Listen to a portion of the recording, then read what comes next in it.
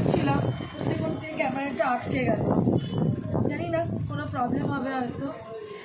তো যাই হোক, যেটা তোমাদের বলছিলাম, প্রচুর ঠান্ডা লাগছে, প্রচুর হাওয়া ছেড়েছে মানে ঠান্ডা পড়বে মানে আমাদের কষ্ট, মানে আমাদের বাড়ির মেয়েরা যারা মানে যদি কাজেরও দিদি হতাম, কোনো বাড়ির কাজ করতাম, কিছু নেই, কাজের দিদি হওয়াটা কোনো খারাপ কিছু না, তাহলেও কিছুক্ষণ মানে হাতটা রেস্ট পেত।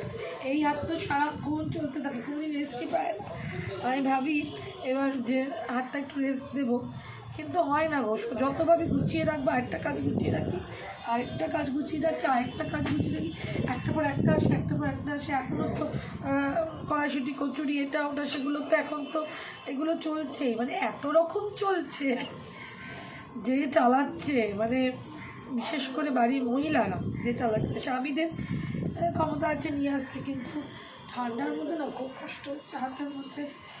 মানে কী বলবো, বলে কী করবো ভেবেও উপায়ও নেই কিছু। বাজারের মধ্যে মানে বাজারও ভরে গেছে, মানুষের ইচ্ছাও হচ্ছে, দাম সস্তা হয়ে গেছে, প্রচুর বাজার নিয়ে আসছে, আর তার মধ্যে ঠেলিয়ে রান্না করো, তেল কি করে তুমি কম করবে? তেল কম করলে শীতের সবজি সত্যি কথা বলতে খুব একটা খাওয়া যায় না, একটু তেল লাগেই।